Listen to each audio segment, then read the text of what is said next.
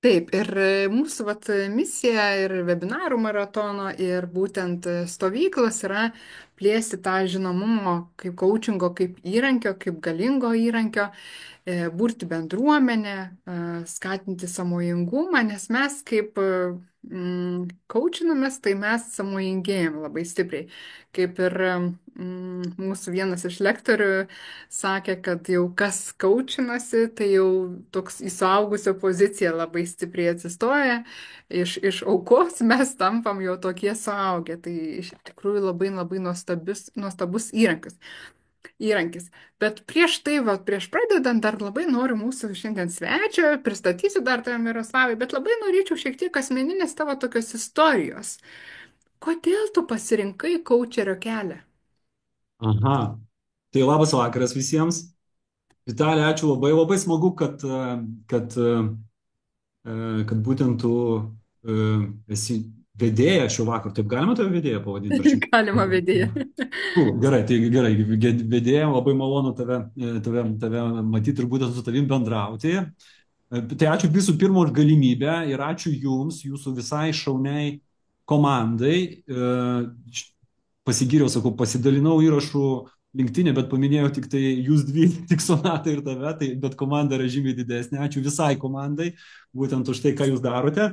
Mano asmeninis kelias toks labai paprastas. Tai viskas prasidėjo Viskas prasidėjo 2008 metais, pažintis su coachingu kaip po tokiu. Čia dar kažkur turiu tą knygą, tokia, o tai yra tokia viena knyga, efektyvus coachingas Downey. Ir, na žinot, šiuo metu taip galiu pasakyti, kad tai yra viena iš tų knygų apie coachingą Lietuvoje, kurią tikrai reikia perleisti tinkamai. Nes tie žmonės, kurie dirba su ją tuo metu, dar matyti apie coachingą šiek tiek mažiau žinojo, negu mes žinome dabar.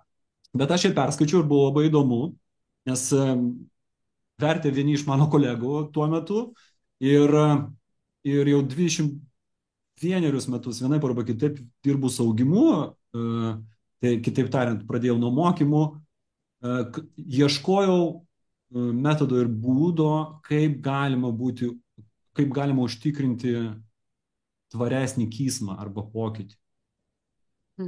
Nes padaryti vienkartinį seminarą arba renginį su fejerverkais, su ašarom akise, su fejerverkais ir su ašarom akise yra labai paprasta.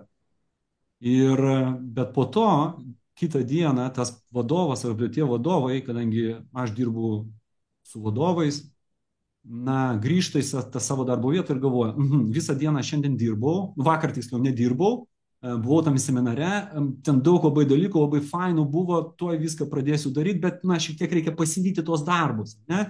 Ir tuoj aš tik tai pasivysiu ir tada jau pradėsiu įgyvendinti tas idėjas arba tas naujas mintis, kurias aš gavau. Ir tas pasivysiu, anksčiau dar buvo tokie skaidrių apuonkaliukai atspausdinta medžiagėlė, tai pasideda į tokį plastikinį, stovuką pasideda, plius minus ir nesvarbu, kokius metų laikas prieš kalėdas, kai reikia susitvarkyti darbo stalą, atšviežinti, atnaujinti, tai ir tą šrioderį arba tą židinį prokurom ir išneša tą medžiagą. Kitaip tariant, nes organizacijos inercija ir organizacijos,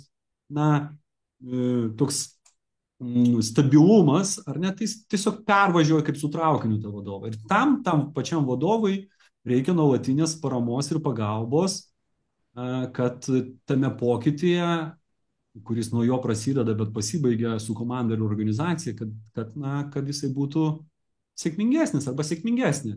Ir mano nuomonė, coachingas yra būtent tas įrankis. Tai dar grįžtant prie to mano klausimo, kaip tu pasirinkai kaučerio kelią, tu sakai, knygą parodai. Tai nuo knygos viskas prasidėjo, teisingai? Ir galima pasakyti, kad toks didesnė pažintis su coachingu prasidėjo nuo šitos knygos. Aišku, po to reikia kalbėti apie tai, koks buvo tęsinys tos visos istorijos, nes dariau coachingą taip, kaip jį išmaniau, po šitos knygos sekė kitos knygos, sekė mokymai labiau apie patyriminį mokymas ir taip toliau, bet kažkur, neatsimenu, 17 arba 18 metais pažinojau tokį vieną žmogų, kurį jūs čia matote ekrane, jo vardas yra Povilas Petrauskas. Ateinu pas jį ir sakau, kažką tai čia norėčiau dar labiau daryti su coachingu.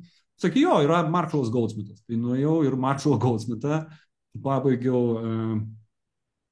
ir pradėjau taikyti daugiau tų principų darbo su vadovais ir vadovų komandom, bet žiūriu, kad trūksta pamatų. Ir tada nuėjau atitinkamai į coachingo mokyklą, pas Povilą, po to apie darbą su aukšto našumo komandom. Aišku, kad nuėjau pas kitą tokį žmogų, irgi čia nuotraukyti yra pas Paulių ir taip tą visą kelionę. Dabar šiuo metu mokausi ir jau apie komandas ir ruošiuosi PCC sertifikacijai Ignite Global, pas Fernando. Nu tai vat, ta kelionė vat tokia prasidėjo, viskas užsikabino nuo noro padėti turėti tvarų pokytį, o po to, aišku, vat, nuo tų žmonių, kurie yra ir šitoje užsklaidoje. O vat labai gražiai pasakyti tvarų pokytį. Gal tu gali vat su auditorija su mumis pasidalinti, o coachingas kokį tvarų pokytį padarė tavo asmeniniam gyvenime? Mm. Tam, kad tu galėtum būti coachingo kelionėje bendrakeleivių kažkam tai kitam, pirmiausiai turi išmokti būti tuo bendrakeleiviu pačiam savo. Mhm. Arba kitaip tariant, kadangi aš dirbu ir su vadovų komandom, kurias mokau coachingo kompetencijos, ateinu į organizaciją ir mes ten 3-4 dienas dirbam su tuo, kad jie vėliau galėtų taikyti coachingą kaip kompetenciją bendrai ir kaip įrankių visumą darbę su savo komandomis. Ir būna tas dažnas toksai klausimukas, o tai čia duok kokių čia geriausių klausimų, tokių gerų paruoštukų, ar ne? Ir aišku, taip galbūt ir kiti kolegos jau yra minėję, kad geriausias klausimas kitam asmeniui, kalbant apie coachingo pokalbį, yra tas, į kurį jau esi atsakęs pats arba pati. Tai natūralu, tie tvarūs pokyčiai yra susiję su tuo sąmoningu savęs pažinimu ir didesnė refleksija. Ir man tai labai patinka. Tai daugiau tokios savirefleksijos atsirado tavo gyvenime, ne? Nes, kaip, jeigu eini profesinį kelią kaip coachingo specialisto, neišvengiamai tu eini ir kelią tapimo geresniu žmogumi. Ar ne? Nes tu negali padalinti, aš bent jau taip manau, kad žmogus kaip visuma, ar ne, tai negali jo taip supjaustyti su tokia kaip pjovimo į tokius skirtingus identitetus. Tėtis, mama, tėtis, sūnus, ten draugas, bendradarbis, būrelio kažkoks bendras narys ir taip toliau, ar ne, vis tiek tarp tų visų skirtingų identitetų yra tam tikra jungtis, tam tikra šerdys, kuri yra ta pati. Ir mano atveju coachingas, aš tikiuosi bent jau, kad padeda man tapti ir geresniu žmogumi. Ačiū labai, iš tikrųjų įkvepiantis dalykas. Ir aš, kai prisimenu savo pirmąją coachingo sesiją, visai netyčia turėjau galimybę, kad mane pakaučintų. Ir aš turėjau tokią svajonę labai senai ir visiems pasakau, kaip aš noriu tos svajonės. Ir manęs kaučas klausė keletą klausimų ir vienas iš tų klausimų buvo, tai ką jau padarei, kad gyvendint tą svajonę? Ir va čia man buvo... Ir vat nuo tos akimirkos aš supratau, kad čia bullshit nesvajonė, nes aš dėl jos žingsnių jokių nedarau. Ir va nuo to lūžio aš per 2 savaitės atsidūriau coachingo mokykloje ir tapau labai greitai coachingo specialiste. Vien dėl to, kad aš supratau, koks man buvo galingas aha momentas ir kad tas kuo daugiau dalintis tuo aha momentu su kitais. Kad visi turėtumėm savo aha momentus, savo įžvalgas, savo sąmojingumą, savo refleksijas. Ir tas toks labai gerai tavo, Miroslavai, pasakymas šiandien, kad mes tampame geresniais žmonėmis. Kai mes save labiau pažįstam, mes ir kitus geriau pažįstam, ar ne? Būtent. Žinai, aš sakau, taip, šiandien beje apie svajonę, tu kažkaip labai taikliai, taip, žinai, žinojai, šiandien aš apie svajonės, tai tikrai kalbėsiu. kalbėdamas apie tą savo temą, apie tuos vadovus ir apie tai, kaipgi jiem būti dar labiau pasitikintiem savimi. Ir jo, Mhm. tai svajonė be, nu, be plano, aš taip sakau, tai yra realiai nesvajonė, tai yra labiau klėdesys. Nu, toks debesėlis. Nu, taip, klėdesėlis tada Aha. pavadinkime. Okay. Gerai, šiek tiek dar pristatau stovyklą mūsų ir Miroslavai, aš tau perleisiu šiandien dienos eterį. Na ir vad, kaip minėjau ir kaip Miroslavas sako, coachingas iš tikrųjų yra ne tik įrankis ir kompetencijų toks įrankis rinkinys, bet ir keičia žmonių gyvenimus. Ir mūsų pakeitė, ir mūsų klientų keičia. Ir džiaugiuosi, kad mes galim vat, pakviesti tą coacherio kelio stovyklą jau visai greitai, už daugiau nei truputį mėnesį su trupučiu. Ir va ten vyksta tikri stebuklai, bet ne tokie padebesiais, bet tokie ant žemės. Realūs, tie va tvarūs, kaip Miroslavas sako, pokyčiai. Ir labai atsimenu, praeitais metais atvyko moteris su savo pokyčiais. Sako, aš atėjau savo čia atsakyti į klausimą, ar skirti su vyru. Nu, sako, jau visai, jau mes ten 30 metų kartu jau atsibodo ir panašiai. Ir sako, aš tikrai nebenoriu, nu, tiesiog atėjau savo atsakyti. Na ir man ten buvo praktikos ir man teko su jie padirbėti, dėl to aš tą istoriją žinau. Na ir išvažiuojant aš klausiu, tai su kuo išvažiuoju po tų 3 dienų coachingo? Sako, aš grįšiu vyrui ant kelių ir prašysiu atleidimo. Nes visas, kas yra coachingas, pažvelgiam į save, o kaip aš tą elgiuosi santykiuose. Nes labai lengva kažką apkaltinti, ar ne? Tai žodžiu, tikiuosi, jinai bus šį kartą ir paklausiu, kaip jo santykiai. Jis sako, aš jau kviesiu vyrai į pasimatymą, atsiprašysiu, kaip jis su manim dar A, kankinasi. Tai žodžiu, tokia graži transformacija. Ir jeigu jūs kažkur stringat savo gyvenimo kelyje ir turit kažkokį klausimą, tikrai atvažiuokit. Vat, rasit tikrai atsakymą 3 dienos atskirai, nuostabioj stovyklai, su nuostabiais treneriais. Štai ir mūsų vat mm, komanda. Čia yra mūsų tik organizavimo komanda ir lektorių komanda, bet bus daug ir kviestinių lektorių, kurie tikrai jums padės atsakyti savo klausimus ir dar duos metodus, kuriuos jūs išsinešite ir galėsite namuose savarankiškai nu, va, taikyti arba galbūt pritaikyti savo organizacijose, darbose, komandose, ten, kur iš tikrųjų yra ta tokia erdvė va, pokyčiui. Ir mūsų va, tas visada stovyklos fokusas yra nuolatinis augimas. Tiek coachingo specialistai, kurie suvažiuoja, tiek tiesiog paprasti žmonės, kurie nori kaip asmenybės aukti. Ir mūsų šios stovyklos fokusas yra level up. Tai žodžiu, ten, kur esame ir šiek tiek paaugimo. Ir dėl to vat, man kilo mintis Miroslavą šį vakar pakviesti, dėl to, kad Miroslavo toks šūkis level up yra. Ir vat, grinai tavo tema. mm, Ir ką, stovykla, kas dar labai svarbu, kad stovykla skirta yra ne tik kaušams, ne tik kažkokiem ten baigusiems ar... Ne, jeigu jūs norit patirti coachingą, ateikit, patirsit, pabūsit toj pačioj erdvėje su profesionalais, su besidominčiais, su žmonėm, kurie nori save geriau pažinti, sukursit nuostabius ryšius ir, kaip sakyt, grįšite namo tikrai paaugę, kaip pat ir mano pavyzdys su ta moterim, kuri buvo praeitais metais. Ir čia yra tik vienas iš pavyzdžių. Ir jau ko tikėti šiek tiek paminėjau, sodyba nuostabi. Ten mes turime ne tik, kad mokymus, praktikas, bet turime ir laisvalaikio pramogas ir tikrai nuostabų laiką praleisime kartu. Tai kaina tik 330 ir maratono žiūrėtojams, klausytojams yra toks slaptažodis maratonas 25 nuolaidos kodas, kuomet jūs galite pigiau įsigyti bilietą. super.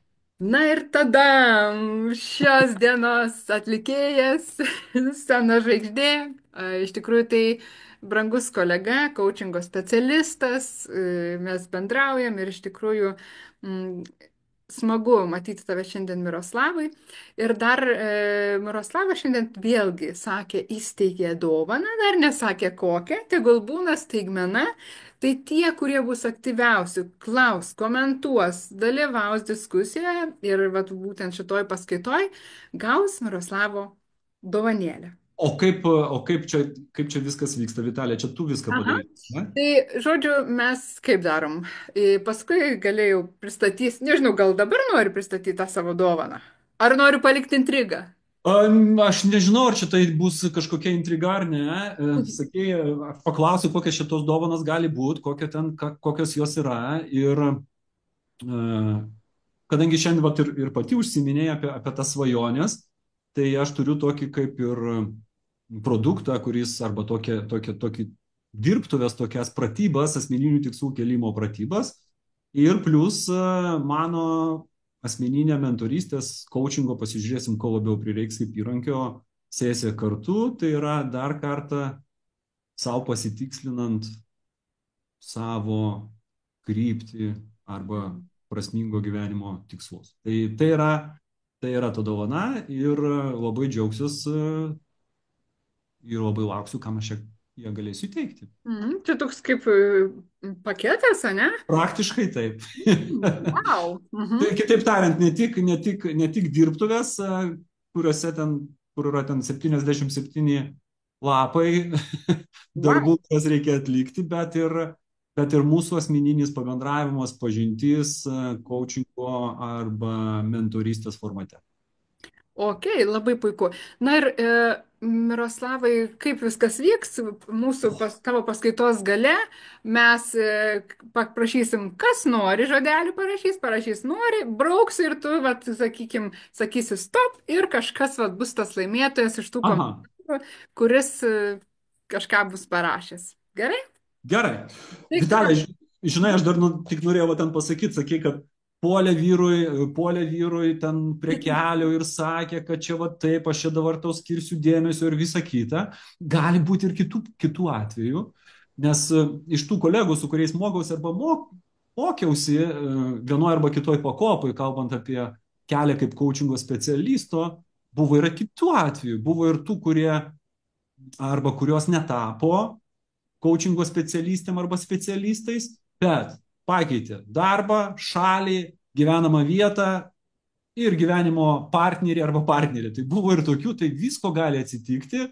Ir, žinot, čia yra svarbiausia, kad ar tik tai yra tikrai tai,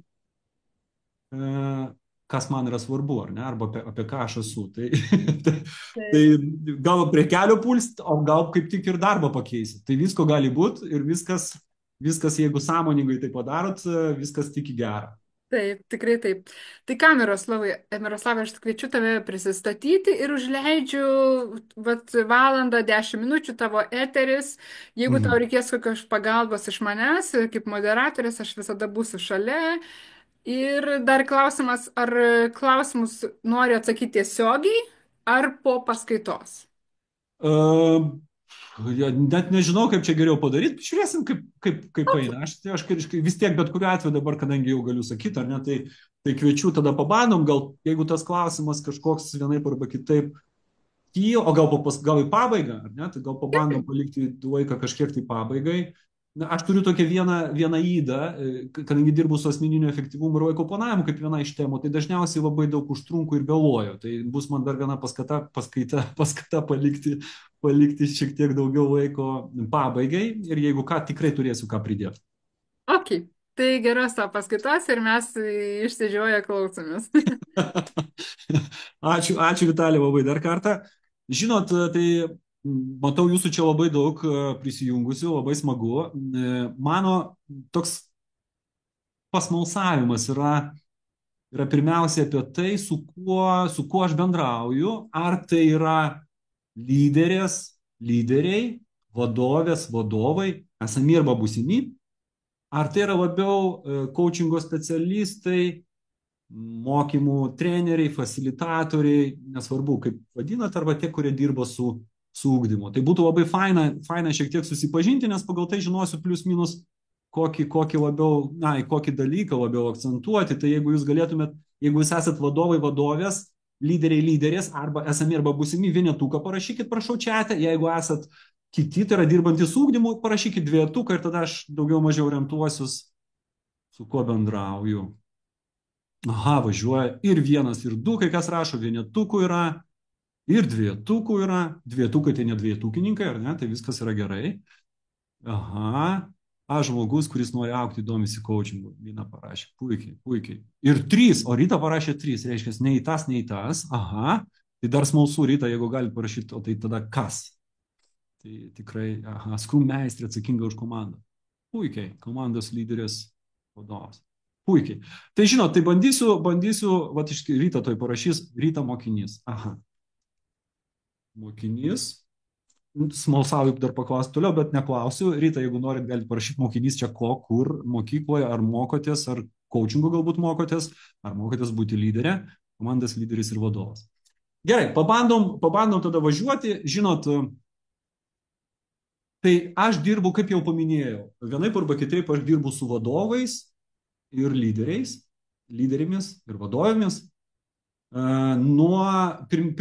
Pirmiausiai pradėjau dirbti nuo mokymų, nuo 2003 metų, kuomet dariau pirmosius mokymus ir vienaip arba kitaip tai tęsiasi. Tarpuose pats esu buvęs ir vadovo, ir lyderio, ir verslo bendro kūrėjo, bendro steigėjo, partnerio, politiko, renkamo politiko ir skirtingose vaidmenyse, kompanijų vadovų ir taip toliau. Tai tas lyderystės arba vadovavimo tema man yra nesvetima iš profesinės pusės taipogi. Ir šiuo metu darau su vadovais, vadovėmis, lyderiais ir lyderėmis, darau tris iš principo dalykus. Viskas sukasi apie coachingą. Tai kai manęs klausia, kas tu toks esi, aš pirmiausia sakau, kad aš esu coachingo sertifikuotas coachingo specialistas. Tai yra mano identitetas. Antra dalis, su kuo aš dirbu, tai yra tęstiniai mokymai, vėlgi tai pačiai tiksliniai grupiai, viskas, kas yra reikalinga tam, kad vadovas, jo komanda arba organizacija taptų dar sėkmingesnė. Ir trečias dalykas tai yra strateginio planavimo sesijos, vienaip arba kitaip moderuoju aukščiausio lygmens vadovų susitikimus, kuriuose jie tarėsi dėl strategijos. Tai yra trys mano veiksmai. Jeigu kalbėti apie bendrai apie veiklą, tai coachingas užima šiek tiek daugiau negu pusę mano veiklos. Iš to, ką darau. Daugiau nieko kaip ir nedarau, tai yra mano profesija. Aišku, kad turiu ten kelis tokius pasyvesnius galbūt verslus, bet iš principo tai yra mano profesija ir tai yra mano tai, kuo aš gyvenu kiekvieną dieną. Tai 50/50, nuolatos dirbu nuo 20 iki 30 lyderių arba vadovų individualių coachingo sesijų pagrindų. Šiuo metu yra 21 vadovas, su kuriuo aš dirbu one-on-one coachingo sesijų pagrindu. Taip pat šiek tiek yra mentorystės tame tarpe, kurią darau, bet iš principo jau pasakiau viską, vis tiek tikslinė grupė yra lyderiai ir vadovai. Einant tada toliau, parašiau skaidrių, kurias galbūt dabar pabandysiu ir įsijungti. Ar man pavyko? Man kažkas pavyko matyti. Pavyko, matom gerai. Gerai, tai temą ieškojau tokio gudraus mandro labai pavadinimo, bet iš principo, jeigu kalbėti labai paprastai, kadangi aš dirbu dažniausiai su lyderiais ir vadovais, kurie yra naujose pradžiose arba naujose etapuose, tai aš apie tai ir noriu šiandien pasidalinti. Viską, apie ką aš kalbėsiu, vienaip arba kitaip yra patirta arba išgyventa mano arba mano klientų. Tai ne fantazija, ne teorija, o praktinės patirties tam tikras sustruktūravimas, įsudėjimas į vieną vietą. Tai pirmas dalykas, kuris yra labai svarbus, kai dirbi su vadovais, ar ne, tai yra apsibrėžti arba susitarti, kasgi yra tas sėkmingas vadovas. Ar ne, arba sėkmingas vadovas, sėkmingas lyderis, vadovas arba lyderis. Šiuo atveju, šioje kalboje aš naudoju, galima sakyti, ir tam tikrą prasme kaip sinonimus, ar ne, bet ir kalbant apie žymę, anglų kalboje tai gali būti skirtingi terminai, bet ir kalbant apie tuos, kurie turi bent 3 komandos narius, jau jos galima sakyti prie lyderių vadovų priskirti ir aš apie juos šiuo metu kalbu. Tai kalbant apie sėkmę, kas tai yra? Tai mano galva ir mūsų galva ir apibendrintai tai yra apie 3 dalykus. Sėkmingas vadovas yra tas, kuris nuolat palaiko ambicingus tikslus, adekvačiai ambicingus tikslus. Tai reiškia ne klejonė, ne kleidesys, apie kurį mes kalbėjom, bet ir lygiai taip pat ne per žemi tikslai, kur visi 100% įgyvendina ir viskas visiems yra aišku. Tai turi būti nuolatinis tobulėjimas, nuolatinis ambicingumas. Antras dalykas, tai yra užtikrinti, kad komanda būtų geriausiai įmanoma jos versija, kalbant apie skirtingus dalykus, tai yra apie komandos narių kompetenciją, bet ir tuo pat metu ir apie komandos sudėtį. Visą laiką aš kaip vadovas iškėliau tikslus ir tiem tikslams įgyvendinti turiu užtikrinti, kad komanda būtų adekvati ir kiek įmanoma geriausiai iš to, kas turiu. Ir čia yra du dalykai, kurie yra svarbus. Vadovas yra atsakingas ir už strateginius tikslus, ir už taktinius. Tai vienas dalykas užtikrinti, kad būtų nuolatinis gerėjimas, kas yra strateginis ilgalaikis tikslas. Bet tuo pat metu vadovo užduotis yra esamuoju momentu, dabartinėje sekundėje, su esamais ištekliais padaryti viską, kas yra įmanoma geriausia su tais ištekliais, kuriuos aš turiu. Kitaip tariant, nesakyti, o aš dirbsiu gerai arba pradėsiu dirbti, po 2 metų, kai mes įgyvendinsim pokytį, jūs man nupirksit naujas staklis ir mes persikraustim į naują fainą ofisą su sėdmaišiu. Ne. Vadovas turi panaudoti kiek įmanoma efektyviau esamus turimus resursus. Ir trečias dalykas, kalbant apie sėkmingą vadovą, tai yra būtent tas, kuris ruošia, bet kuriuo momentu ruošia komandą sėkmingai veikti ir be jos arba be jo. Tai yra natūraliai susijęs su procesavimu, su savarankiškumo didinimu, su darbu, coachingo stiliumi, su savo komanda, įdant jie būtų savarankiškais. Antras dalykas, su kuriuo susiduriu, kalbant, kadangi sakiau, užtikrinto vadovo kelias, tai kartais vadovai, su kuriais dirbu, pradedant kalbėtis, supainioja, kas yra neapibrėžtumas ir neužtikrintumas. Ar ne? Tai reikėtų, apie tą užtikrintumą kalbant, reikėtų atskirti 2 būsenas. Ne? Tai neapibrėžtumas yra apie išorę, neužtikrintumas yra apie mane. Tai kartais vadovas galvoja, kad galima panaikinti neapibrėžtumą. Šiuolaikinėme pasaulyje sudėtingame neapibrėžtumo niekada nepanaikinsi. Vienintelis dalykas, kurį aš galiu daryti kaip vadovas, ir čia coachingo specialistas gali būti mentorius, coachingo specialistas, gali būti ta paspirtis, ar ne, arba tas pagalbininkas, pagalbininkė, tai yra vienaip arba kitaip dirbti su savo neužtikrintumu. Kitas dar dalykas, kuris yra labai svarbus, kalbant apie vadovus, šiuo metu klausimas kaip neegzistuoja. Tai nėra ten, nežinau, 17 viduramžiai, kažkokie amžiai, kai aš turiu paprašyti pas Dediką nuvažiuoti į dabartinę Vrublevskių biblioteką, tam, kad kažką sužinoti, kaip daryti ir prieš tai išmokti skaityti. Ta prasme, kitaip tariant, klausimo kaip nėra. Nes yra ChatGPT, YouTube'as, Udemy, bet ką, bet kur, bet kaip neegzistuoja. Pagrindinis iššūkis, kurį aš susiduriu, su kuriais sprendžia vadovai, tai yra kodėl. Ar ne? Tai yra klausimas visiškai kitokio lygio. Priešingų atveju, coachingo specialistas kaip toks, jeigu jisai sprendžia tik tai klausimą kaip, tai visų pirma, tai tikriausiai ne coachingo specialistas, o treneris arba mentorius arba konsultantas, ir jisai nepadeda žmogui savarankiškumą ugdyti arba augti, tapti labiau savarankišku. Tai kitaip tariant, mes visi žinom, kaip daryti, arba žinom, kur labai paprastai mes galim sužinoti, kaip daryti, bet vis tiek nedarom. Tai apie tai aš dažniausiai su vadovais ir dirbu. Ir čia kalbant dabar toliau apie būtent neužtikrintumą, tai iš principo užtikrintumas apie ką yra? Apie 3 klausimus. Užtikrintumas yra apie klausimą, kas aš? Kitaip tariant, kas? Antras klausimas yra, ką daryti? Ir trečias klausimas, kaip? Kai aš aiškiai žinau, kas aš, ką aš noriu pasiekti ir kaip tai pasiekti, aš esu užtikrintas arba, kitaip tariant, pasitikintis vienaip arba kitaip savimi. Einant dar toliau, ir aš realiai visuose apibendrinant tos darbus su lyderiais ir vadovais, su kuriais dirbos, visur dirbu praktiškai apie tą patį. Ir dar vienas labai svarbus dalykas, kalbant apie kompetencijas ir apie įgūdžius ir apie vadovus augančius ir apie tą apie tą būtent sėkmingą vadovą. Užpraeitais metais HR konferencijai buvo labai viena gera skaidrė parodyta.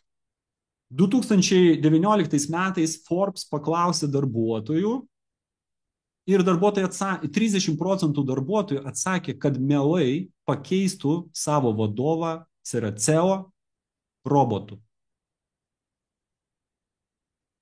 Tai yra 2019 metais. Ir ką tai reiškia? Tai reiškia, kad vadovas neatlieka vienos, tarsi, pagrindinių savo funkcijų. Jeigu visi sako, kad man nesvarbu, ar tai robotas ar vadovas, tai reiškia, kad jisai kažką arba jinai kažką tai daro labai blogai. Arba tiksliau sakant, kažko nedaro. Todėl aš sakau, kad kalbant apie šiuolaikinius vadovus, kadangi čia buvo daug vienetukų, tai aš pajuokausiu labai paprastai. Jeigu norit arba norim, kad mūsų nepakeistų DI, turime auginti EI. Jeigu nenorim, kad mūsų pakeistų dirbtinis intelektas, turime auginti emocinį intelektą. Nes tie, kurie naudoja dirbtinio intelekto įrankius, žino, kad ir šiuo metu ChatGPT gali parašyti strategiją, duosit įeinamą informaciją, suplanuoti darbus, parašyti pareigybinius nuostatus, parašyti darbų kalendorių, organizuoti planiuką, parašyti pranešimo spaudai. Tarsi daugelis dalykų, pranešimo spaudai vadovaujantis nerašo, bet prieš tai, ką sakiau, viskas galioja. Daugelį dalykų techninių, kurios šiuo metu organizacinių, kurios daro vadovas, jau šiuo metu gali daryti vienokie arba kitokie dirbtinio intelekto įrankiai. Vienintelis dalykas, kur mūsų dar negali pamainyti, tai yra darbas su žmonėm, emocinis intelektas, kol kas. Tai judant tada toliau, kaip aš ir sakiau, kad pagrindiniai klausimai yra realiai, kalbant apie pasitikėjimą savimi arba užtikrinto vadovo kelią, perimą kitus etapus, yra apie 3 dalykus. Apie mane, apie mano asmenybę, apie mano lyderystę arba mano komandą. Ir 3 ratai, po 3 klausimus kiekviename iš ratų įdedu ir po to tikiuosi, kad turėsime dar progų padiskutuoti. Tai kalbant apie pirmąjį ratą, aš arba mano asmenybė, tai realiai tai yra 3 klausimai, jeigu mes norime būti užtikrintais lyderiais, kuriuos mes turime kaip vadovai nuolat pasitikrinti ir atsakyti savo. Tai yra, kokios mano yra vertybės, kas yra, čia yra labai svarbu 2 žodžiai, mano prasmingas gyvenimas man. Ir 3 klausimas, kokia asmeninė sistema man veiksmingiausia. Tai apie kiekvieną iš jų. Apie vertybės čia net nebejoju, kad mano kolegos kalbėjo, aš noriu tas vertybės sujungti, tos pirmus 2 klausimus sujungti į vieną. Tai kitaip tariant, kas yra mano prasmingas gyvenimas man, yra, įsivaizduojate, esminis klausimas, kalbant apie efektyvų vadovavimą. Dėl ko? Dėl to, kad mes esame daugiau negu vienas konkretus identitetas. Ir kai aš dirbu su aukščiausio lygmens vadovais ir mes jau turime sukūrę pasitikėjimo lygmenį, tai negalima sakyti, kad Miroslavo nepasitikė, kad šis atėjo čia ir manęs klausinėja. Ir aš paklausiu, kokie tavo yra gyvenimo tikslai. Nemaža dalis tų vadovų iškipiaisina mane savo įmonės tikslais. Arba savo nuosavos, arba savo vadovavimo verslui. Ir aš sakau, ne. Tai yra ne apie tai. Aš tavęs klausiu, kokie yra tavo asmeninio gyvenimo tikslai. Ir nemaža dalis pasimeta. Arba pateikia tokią perspektyvą į metus, ten 1 metų plius minus į priekį. Ir ten kiek kokių ten dalykų, kur nuvažiuot, ką aplankyti ir taip toliau panašiai, gali būti skirtingi pakankamai. O aš sakau, kad vadovas, kuris yra užtikrintas, pasitikintis savimi, pirmiausia turi žinoti, kas jam arba jai yra prasmingas gyvenimas. Paprastas pratimas, labai trumpai pasakysiu, tikslų dirbtuvėse, ten kur 77 ir mano dovanoj, ten viskas apie tai ir yra. Tai realiai, tai yra tiesiog, aš sakau, jeigu įsivaizduokite save, paskutinę šitą gyvenimo akimirką, kai jūs išeidinėsite iš šito pasaulio, ten, kur jūs tikit, kad jūs einat, nesvarbu kur, ir sako, kad kai tu išeini, tai va, tie, kurie grįžo iš klinikinės mirties, sako, kad visas gyvenimas prabėgo prieš akis. Tu kažką pamatai, kažkokius tai vaizdinius. Aš pamatysiu nuotrauko albumą, mano vaikai tik tok filmukus, nesvarbu, bet ten bus kažkokie vaizdiniai. Ką tu tenai pamatysi arba norėtum pamatyti tam, kad pasakytum savo, žinai, Miroslavai, tu nugyvenai prasmingą gyvenimą. Bent jau pabandėjai pasiekti tai, ko nori. Bent jau pabandėjai. Kas ten bus? Ir aš garantuoju, kad nesvarbu, koks kietas vadovas arba vadovė yra tas žmogus, ten nebus nuotrauka iš verslo žinių apdovanojimų, apsilankimas vadovų konferencijoje, balius su kolektyvu, planavimas metų tikslų su kolektyvu, geriausio mano komandos nario apdovanojimo. Ne. Duok die, kad ten būtų 1, 2, keli vaizdiniai susijęs su darbu, tikriausiai tų vaizdinių bus žymiai daugiau visiškai apie kitus dalykus. Ir kai vadovas, ir kai mes pasakom, kad, kad darbas, ką mes darom, nėra tikslas savaime. Tai yra įrankis kažkam, tai įrankis kam. Ir kai aš atsakau kam, ir aš suprantu kaip vadovas arba vadovė, kad tas kažkas tai yra už mano darbo ribų ir už mano darbo ribų, ir ten yra nemažai tų dalykų, man automatiškai kyla poreikis 2 dalykams. Aš turiu išeiti iš šito darbo ir turėti pakankamai laiko ir energijos. Ir tada, kada aš žinau, dėl ko didesnio tikslo aš tą darau, kažkaip automatiškai atsiranda poreikis būti žymiai sėkmingesniu ir efektyvesniu savo darbo vietoje. Nes aš galiu išeiti laiku, bet išėjau laiku, bet dašliaudžiau iki sofos, pasiėmiau laikraštį, nežinau, kompą, planšetę, televizorių įsijungiau ir negaliu pajudėti įgyvendinti savo gyvenimo tikslų. Arba aš ateinu vidurnaktį, energijos turiu daug, bet kaip ir miegoti jau laikas. Tai nuo to prasideda kaip ir prasmingo gyvenimo matavimas. Tai kitaip tariant, vizijos kūrimas ir viziją aš ją, sutapatinu su bonzo auginimu. Tai bonzas tai kas yra? Tai yra vaizdinys tam tikras, ar ne? Aš turiu bonzą, man jį padovanojo mano komanda 2008 metais ir aš iki šiol jį auginu. Tai bonzo auginimas nuo ko prasideda? Pirmas dalykas, aš pasvajoju, kaip atrodo idealus gyvenimas arba idealus medis ir aš po to jį karpau. Tai lygiai taip pat ir tikslų kėlimas, viskas prasideda nuo idealios svajonės. Antras klausimas, kokia asmeninė sistema man veiksmingiausia. Tai kitaip tariant, kai aš atsakau, kas man yra vertinga, kaip vadovas aš turiu atsakyti, kokia ta turėtų būti asmeninė sistema, kuri man veikia. Ką aš turiu omeny, kalbėdamas apie asmeninę sistemą? Tai yra laiko planavimas, asmeninis efektyvumas ir energijos valdymas. Laiko planavimas, mes te galim jo planuoti, mes negalim jo valdyti, kai sako, kad laiko valdymas, aš labai juokiuosi, nes man labai įdomu būtų pamatyti žmogų, kuris turi daugiau negu 24 valandas, nes suvaldė, sako, sutaupiau 15 minučių laiko, tai čia ką, kitą parą aš turiu 24 valandas ir 15 minučių? Ne, mes visi esam super sėkmingi sunaudoti visas 24 valandas laiko kiekvieną parą. Ar ne? Tai laiką mes galim planuoti mažiau efektyviau, daugiau efektyviau. Esminis dalykas, ką mes galime valdyti, tai yra resursai, kurie yra atsinaujinami ir dauginami, tai yra energija. Kitaip tariant, padirbėjus su vadovais apie vertybės, apie gyvenimo viziją ir iš to išeinančius gyvenimo tikslus, nemažai darbo mes dirbame tam, kad būtų sėkmingi nauji etapai ir pradžia, būtent dirbame su to, kas būtiškai vadinama darbo gyvenimo pusiausvyrą, ar ne? Ir tada ateina poreikis laiko planavimui, mano motivacija yra, nes aš suprantu, kad dalis mano tikslų arba prasmingo gyvenimo yra už darbo ribų, man nėra tikslo vien tik tai darbe būti ir mes kalbam apie fizinį lygmenį, energijos planavimo, emocinį lygmenį, energijos planavimo, protinį lygmenį, energijos planavimo ir dvasinį lygmenį energijos planavimo. Kitaip tariant, fizinis lygmuo tai yra kūno energija, nedetalizuosiu, bus klausimų, galėsim pakalbėti. Emocinis lygmuo tai yra nuotaika ir emocijos bendrai, protinis lygmuo tai aišku, kad mes kalbam apie dėmesingumo telkties įvairias technikas ir dvasinis lygmuo tai yra bendrai apie prasmę ir motivaciją, dažniausiai mes atsakom į jį prasmingo gyvenimo vizijos dalyje.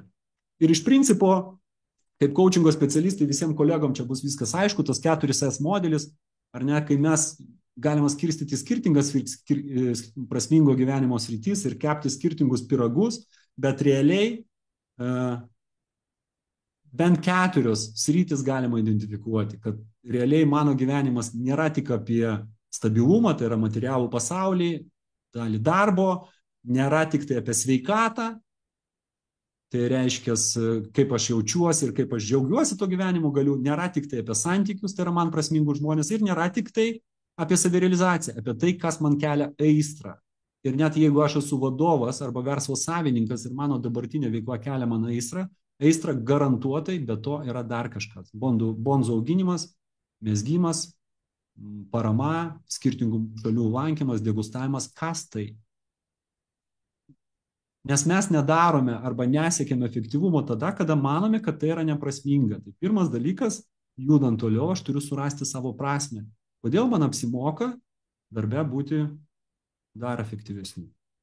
Ir kitas dar dalykas, kuris yra susijęs tiesiogiai su aš arba mano asmeninė dalimi, su kuria mes labai nemažai dirbom, su vadovais, tai yra tam, kad kažką tai turėti, įgyvendinti savo prasmingo gyvenimo viziją, visuomet reikia bent dviejų dalių, galbūt jūs turite kitokių formulių. Būti, tai yra darbas su nuostatom, darbas su negatyviu dialogu, dėkingumo praktikavimas ir visa kita, kaip aš žiūriu į mane supantį pasaulį reiškinius ir į save tame tarpe. Ir antra dalis tai yra daryti. Jeigu nėra šitų dviejų dalykų, turėti nebus. Kitaip tariant, aš galiu svajoti, medituoti nuolatos, turėti iškarpų prisiklijavę savo svajonių gyvenimo, kažkokiu vision boardą turėti, visą kitą ir sėdėti ir bandyti dabar laukti, kol viskas tai ant manęs nukrys. Ir aš nieko nedarau. Ar aš turėsiu? Tibeto vienuolis galbūt ir turės, nes reikia labai telktis, daug medituoti. Čia aš šaržuoju šiek tiek. Ne? Bet mes tikriausiai, kad neturėsim. Antras dalykas, aš daug darau, kažką darau, svarbiausia kažką daryti. Judu, kažką tai darau ir visa kita, bet mano nuostata asmeninė nepavyks, nepasiseks, nepavyko, jisai mane apgaus, jo reikėtų saugotis, čia negatyvūs santykiai, aš šito nemoku daryti, aš negaliu, tikriausiai nepakels ragelio, kai skambinsiu ir taip toliau, negatyvi nuostata, ar mes turėsime, didelis tikimybė, mano patirtis sako, kad ne. Tai sėkmingam vadovavimui ir lyderystei reikia dviejų šitų sudėtinių dalių, taip pat kaip ir bendrai buvimo sėkmingų žmogum. Ir mes nemažai dirbame su tuo, kad nemažai vadovų labai daug daro, bet labai mažai būna. Kitaip tariant, jų negatyvios nuostatos, išankstiniai įsitikinimai ir tam tikri susiformavo veikimo modeliai, čia kalbant apie įpročius, trukdo jiem būti dar sėkmingesniais. Tai vėlgi 3 klausimai, dar kartą grįžtu, į kuriuos mes norime atsakyti tam, kad judėtume į naujus etapus. Judame toliau. Antra dalis, arba antras ratas, tai yra apie lyderystę. Kai aš aiškiai žinau, kas aš toks, ar ne? Tai yra, reiškia, aš turiu savo viziją, savo vertybę žinau, susidėlioju savo asmeninę sistemą, kuri palaiko mano vertybės ir viziją, įpročius ir taip toliau, aš galiu pradėti dar toliau judėti į kitą lygį su savo lyderystė. Tai pirmas klausimas yra, koks yra mano autentiškas vadovavimo arba lyderystės stilius. Su nemažai vadovų, kurie dirbu, jie dažniausiai žino tikrai, kokiais nenori vadovais būti. Ypatingai, jeigu patys iš specialisto kyla į toj pačioj organizacijoj arba kitos organizacijų vadovų lygmenį, žinai, aš turėjau ten tokį vadovą, aš tikrai nenorėčiau būti toks. Va šitas tai buvo blogas, aš tikrai norėčiau būti kitoks. Arba žino, kokiais nori labai būti, jisai labai fainas, arba jinai labai faina, man labai patinka, aš noriu būti lygiai toks pat kaip jis arba jį. O iš tikrųjų sėkmingo ir tvaraus vadovavimo esmė yra turėti savo autentišką lyderystės stilių. Kodėl tai yra svarbu? Nes jeigu mes tik tiesiog atkartojam kažką tai, atkartojam teigiamą prasme, tai visiškai taip pat kaip kitas žmogus, kuris mums patinka, arba neigiamą prasme, tai reiškia, norėdami būti priešingi negu tas žmogus, kuris mums nepatinka, priešingos stiliaus vadovais, mes nesame savimi. Tai reiškia, kad kiekvieną dieną mes darbe esame sukaukę ir turim sėkmingai vaidinti. po darbo ateinam namo pavargę, nusikalę, tvarios lyderystės nėra, nes kažkuriuo momentu vaidinti užknisa. Tai tam reikia surasti savo asmeninį lyderystės stilių. Tai koks mano autentiškas lyderystės stilių, kalbant apie kelis elementus. Kitaip tariant, kas yra man svarbu, kaip aš užtikrinu veiklos kokybę, pirmas dalykas. Antras dalykas, kaip aš įtraukiu žmonės ir užtikrinu jų įsitraukimą, koks yra mano stilius.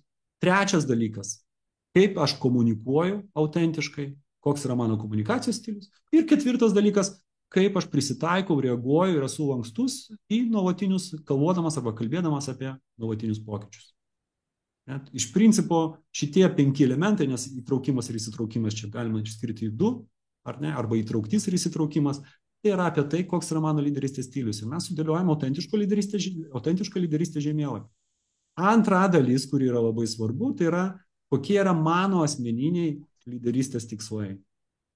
Kaip ir asmeniniai perspektyvai buvo apie mano asmeninę viziją, man svarbaus gyvenimo viziją, nes nemažai žmonių įgyvendina ne savo asmeninio gyvenimo viziją, o savo mamos arba tėčio, savo draugų, kaimynų, nes jie turi ir aš noriu turėti, ar ne, ar ten savo dar kažką ir taip toliau. Tai čia lygiai taip pat, kokie yra mano asmeniniai lyderystės tikslai. Dalis žmonių arba lyderių vadovų, su kuriais dirbu, turi asmeninius tikslus lyderystės, kurie peržengia esamas pareigas arba esamas organizacijas. Ir tai yra labai svarbu suvokti, kiek yra įmanoma anksčiau. Nes kai aš galiu suvokti, koks yra mano tikslas, aš galiu suplanuoti darnų kelionę. Tai dėliojamės, kitaip tariant, lyderystės planą. Ir dar vienas dalykas, kokie yra mano pamatiniai veiklos principai. Kai aš žinau savo asmeninės vertybės, aš galiu iš asmeninės dalies, atsimenat, aš galiu kalbėti svariai apie mano pamatinius veiklos principus.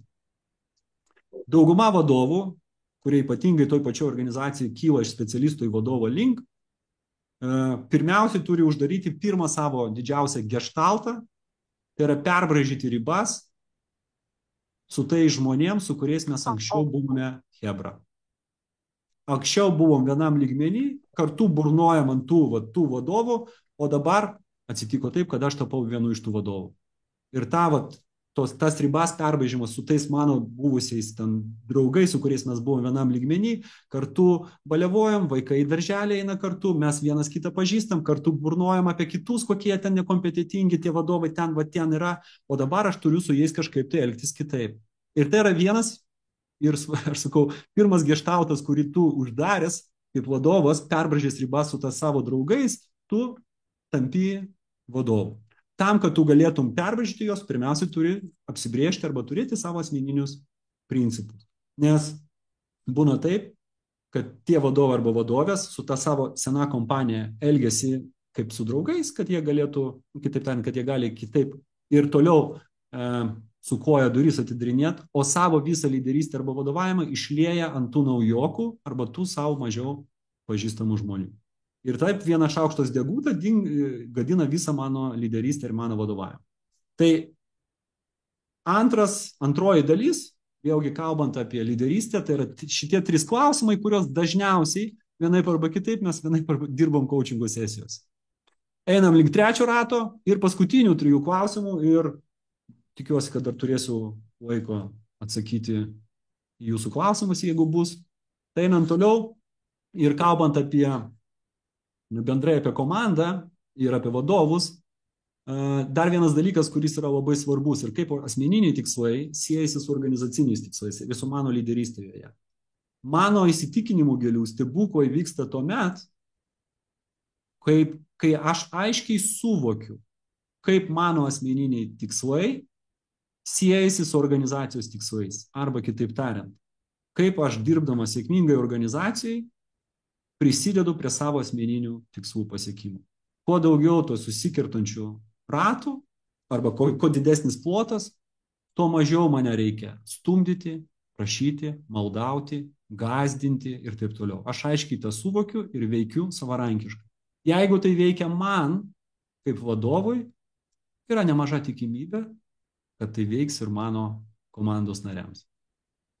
Kai vat ir Vitalija paklausė pradžioje, ar ne, tai ir sakiau, kad pirmiausiai tam, kad užduot kitam klausimą, tu turėtum atsakyti į šitą klausimą pirmiausiai pats savo. Ne? Tai kai mes savo sugebam atsakyti ir išaiškinti, tuomet mes galime apie tai dirbti ir su komanda, nes trečioji sritis ar trečioji skiltis yra būtent apie komandą. Ir kalbant apie komandą, iš principo tai yra 3 klausimai, kuriuos mes vienaip arba kitaip nagrinėjom. Kaip galėčiau vadovauti dar efektyviau? Kokios mano lyderystės labiausiai reikia šiuo metu ir kaip galėčiau tą komandą auginti.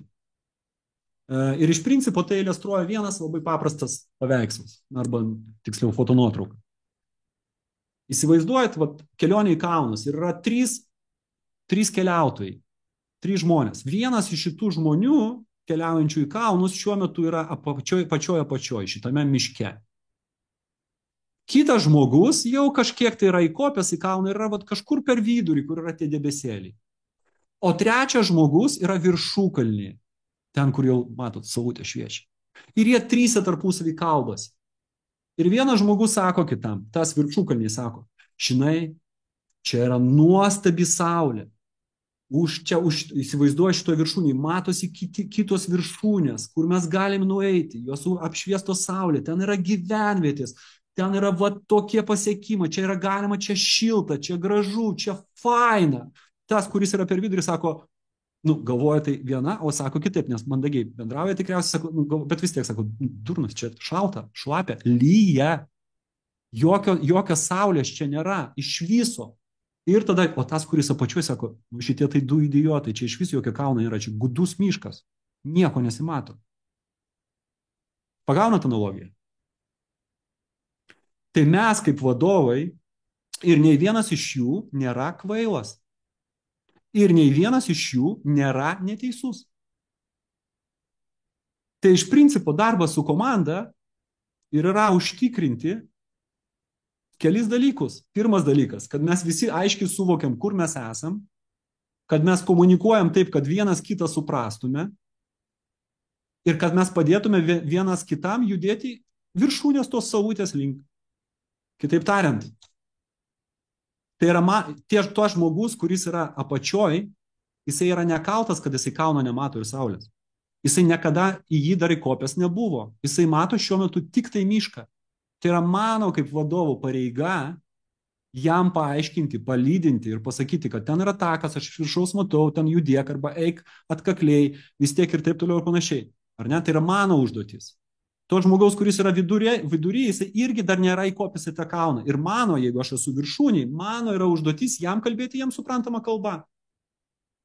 O ne kad kaip būtų taip. Mes turime padidinti pelningumą ir EBITDA, o tas apačioj, ir čia toj mes pasieksim susiliejimą, čia parduosim, pirksim ir taip toliau. O tas apačioj sako, debilai, replės man nupirkit, aš neturiu. Suprantat? Ir kiekvienas iš jų yra teisus. Tai apie tai yra trečioji dalis, apie kurią mes dažniausiai dirbame, kalbant apie vadovavimą. 3 paprasti klausimai. Kaip aš galėčiau vadovauti dar efektyviau? Kokios lyderystės reikia šiuo metu dabar? Ir kaip aš galėčiau nuo tos auginti tos komandos narius, kad jie pamažu į tą kalnelį žingsnis po žingsnio galėtų judėti. Ir tai yra realiai bet kurio vadovo funkcijos yra 3. Tai yra vadovavimas, lyderystė ir ugdymas. Šventoji valdymas arba vadovavimas šventoji trybė. Visi mes turime daryti. Kai aš darau ir kelis metus dariau tokius kaip ir testus apie tą lyderystę su vadovo komandom, ten 3 klausimus užduodu. Ir jie 3 grupelės tarpusavį nesidalina ir jie tiesiog vienam klausimas yra toks. Ko iš manęs kaip vadovo tikisi mano komandos nariai? Jie rašo.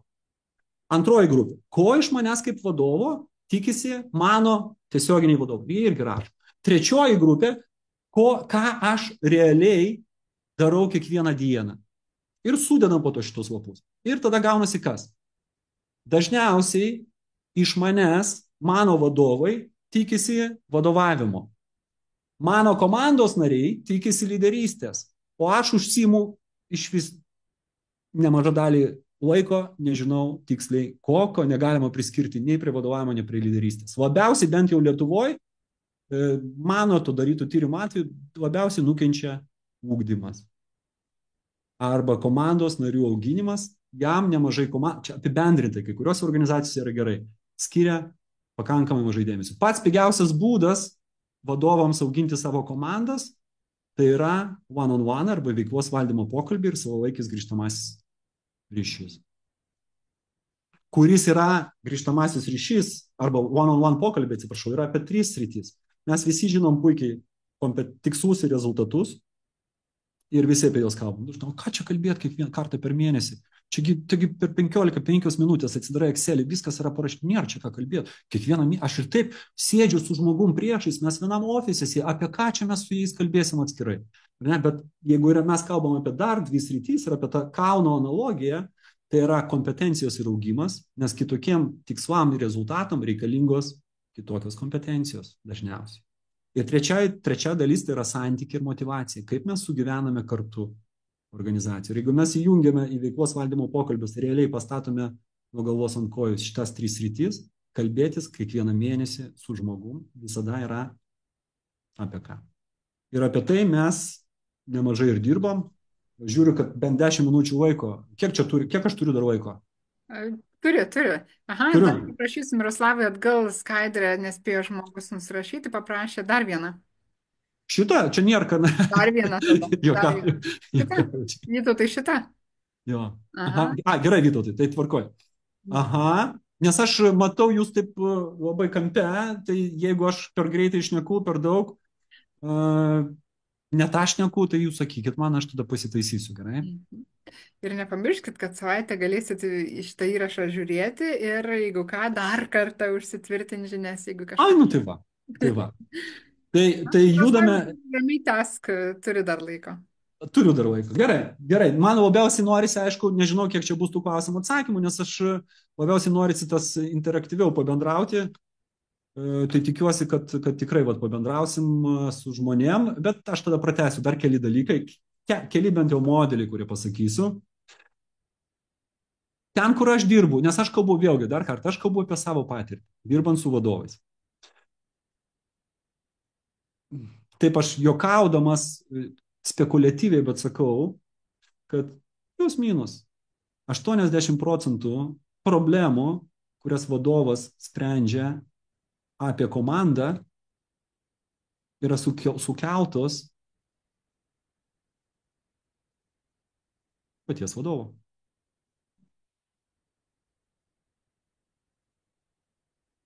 Nepakalbėjom, paskubėjom, sureagavom, neapmąstėm.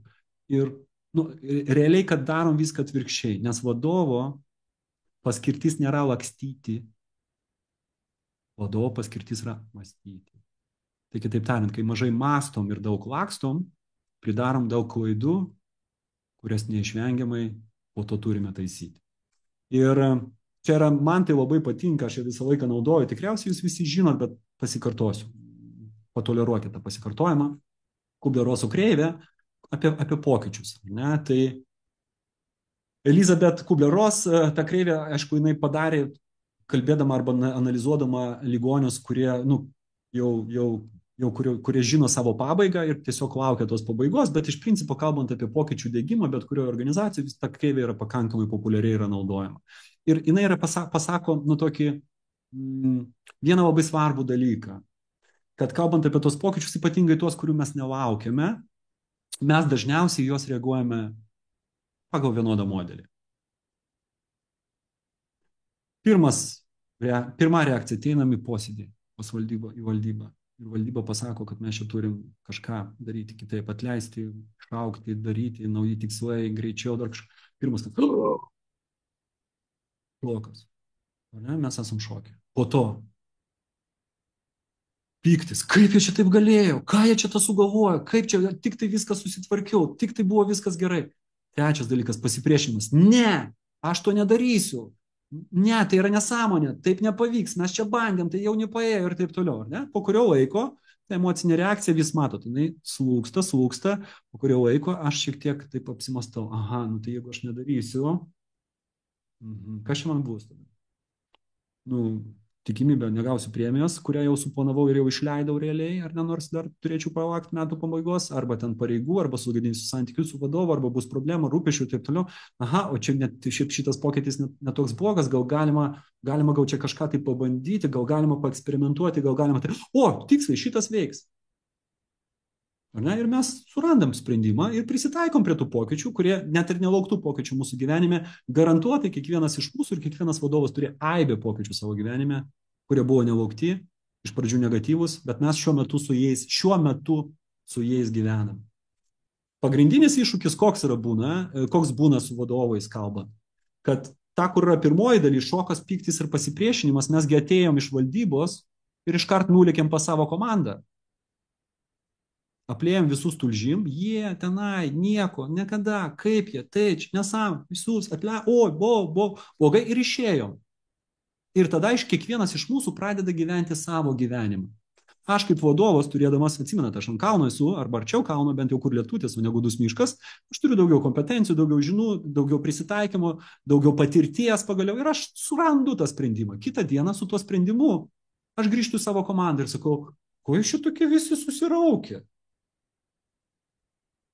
Ko čia jūs susiraukė tokie? Taigi, čia yra sprendimas, pabandom, viskas čia 1a plus b lygų c, 1 plus 2 lygų, čia viskas gerai. Tai ko susiraukė? Retorinis klausimas. Čia yra iliustracija to pavyzdžio, kai 80% spekuliatyvaus pavyzdžių, problemų, kurias mes sprendžiam apie savo komandas, mes dažniausiai patys ir susikūrė. Nepagalvoja.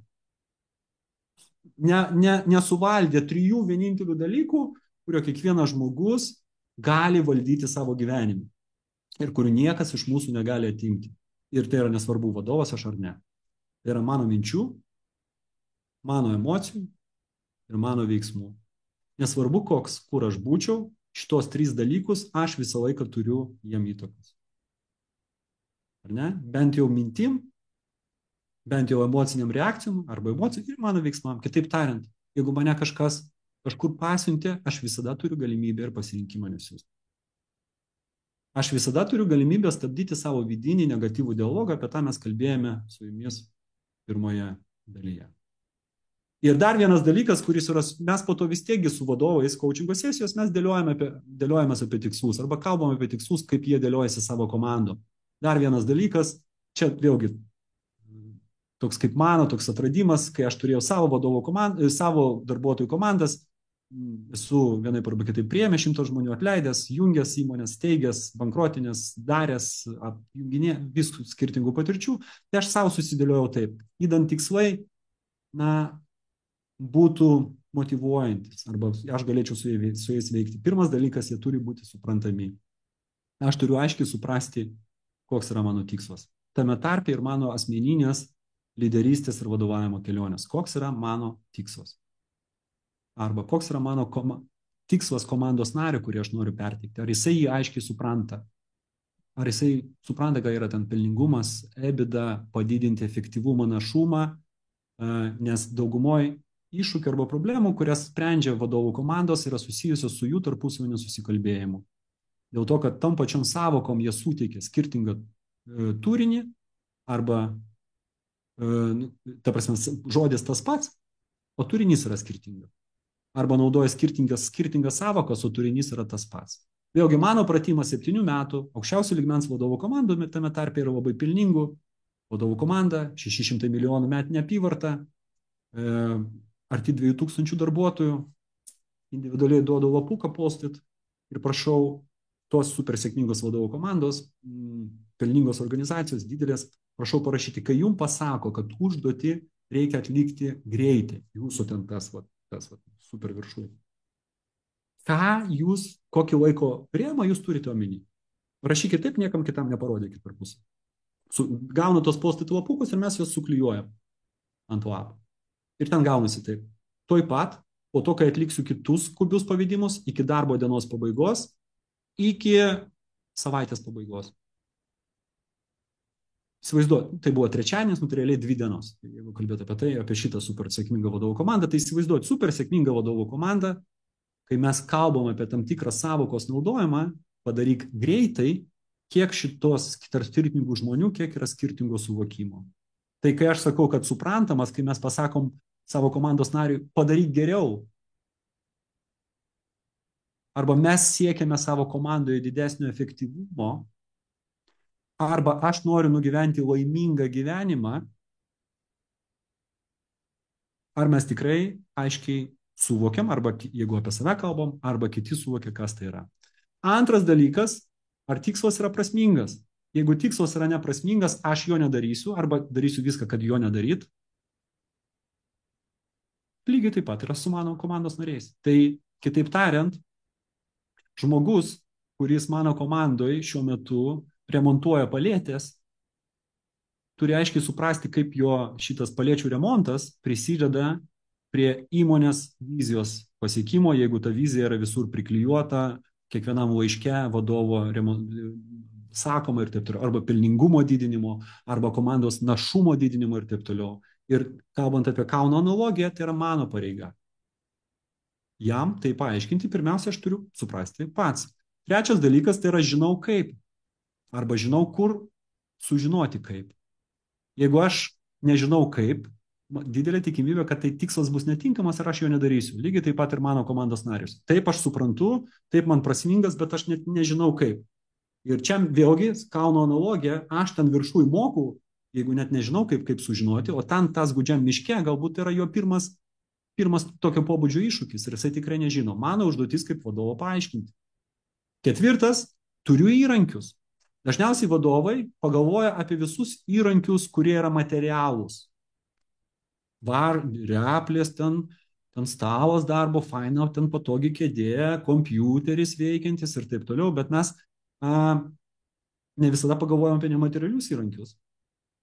Pavyzdžiui, aš sakau, varyk, tu turi visus įgaliojimus, bet nepasakau kitiem komandos nariam, kad tas žmogus turi visus įgaliojimus. Arba aš pasakau, žinai, mūsų komandai tu čia viską gali daryti, prisimti kaip lyderystę šitame projekte, aš pasakysiu savo kolegom, bet žinai, kai tu eisi į kitą komandą, kito vadovo, tu turi būtinai pasakyti man, ar ne, nes aš jam turiu perduoti. Bet manęs niekada nėra. Aš esu užsiėmęs, einu pats pas vadovą, turiu kitus skubių užduočių, tuoj susitvarkysiu. Ir taip gaunasi taip, kad mūsų komandos nariai neturi visų įrankių, dėl to, kad mes esam pagrindinis butelio kakliukas ir tas įrankis, kurio jam trūksta, o mes pasakėm, kad be mūsų, kaip be įrankio, jie kažkokių tai veiksmų negali atlikti. Tai vėlgi, kalbant apie įsitraukimą, coachingo kompetenciją, kalbant apie bendrai coachingo modelį, labai neretai sprendžiami tie klausimai su tuo iššūkiu, kad vadovas pats save kaip įrankį turi supaprastinti ir iš kažkur patraukti. Ir penktas dalykas, kuris yra labai svarbus, tai yra įsipareigoju. Dabartinės užduočių paskirstimo sistemos, na kaip jos primeta užduočių, jūs žinote, prisimeta užduotis, įkrenta, bet aš nėra paukščiuka, kad aš sutinku ją daryti ar nesutinku. Ar ne, aš galiu, daugumoje, bent jau ne visuose galbūt, bet daugumoje sistemų yra taip. Ir man yra labai svarbu, perdodant užduotį, matyti, kad aš įsipareigoju. Arba kitaip tariant, kad komandos narys įsipareigoja. Nes jeigu aš matau, kad neįsipareigoja, aš kaip vadovas, manogi paskirtis spręsti iššūkis, aš sužinosiu, kaip spręsti tą iššūkį. Man yra, kitaip tariant, geriau žinoti problemą kiek įmanoma greičiau, įdant aš galėčiau tą iššūkį spręsti. Tai kai tikslai ir kitas klausimas yra apie mane, jeigu aš savo keliu lyderystės augimo tikslus, kaip aš užtikrinsiu savo pats, tada aš įsipareigoju. O tai nebus vėl, čia ne apie jūs kalbant, apie mane, eilinį kartą kažkieno tikslai. Tai toks mano matymas iš mano patirties darbo su vadovų komandom apie 3 blokus arba 3 temas, kuriuose augdami mes įgauname daugiau pasitikėjimo. Dar kartą, kai aš daugiau žinau, kas aš, mano asmenybė arba aš dalis, ką žinau, ką aš noriu pasiekti, ar ne, tai yra ta mano lyderystės dalis. Ir kai aš žinojau, kaip įveiklinti mano komandą, kad jinai padėtų siekti man, mano lyderystės tikslų, ar kartu ir organizacijos, ar ne? Tai yra trečias klausimas, taip, arba komandos dalis. Ir tada, kai aš tos 3 dalykus darau, mano pasitikėjimas savimi arba užtikrintumas yra bent jau žymiai didesnis. Tai prieš paskutinį klausimą, jo, tai dar parodysiu čia tokią skaidrę, tai kviečiu prenumeruoti naujienoiškį, susisiekti visur, susijungti su manim socialiniuose tinkluose. Mano tinklas numeris 1 yra LinkedInas, aš ten daugiausiai būnu ir komunikuoju viską ir tam tikrą unikalų turinį stengiuosi visą laiką įdėti į naujienoiškį kaip prenumeratą, tai ten gausit nuorodas į LinkedIną, tos tekstus, kurie yra prasmingi, ir visur kitur, ten, kur yra, ir svarbiausia, gausit bent kartą per savaitę unikalų turinį tekstą, kurį aš daugiau nepublikuoju niekur. O kalbant apie mūsų visus ir apie mūsų kelionę, ir tai yra visiškai nebesvarbu. Ar šiuo metu jūs esat mano kolegė kaip coachingo specialistas, treneris ir taip toliau, bet ar jūs esate vadovas, vadovė, lyderė į savo kelionę, tas matyt, jūs jau galbūt ir šiek tiek užknysęs, ar net šviesoforas, žinomas labai modelis, galvojant apie save, tai vat 1 sekundę arba 1 akimirką prieš klausimus kviečiu mūsų visus pagalvoti, ką aš privalau pradėti daryti, tai yra žalia šviesa šviesoforo, ko nedariau anksčiau, bet manau, kad paeis,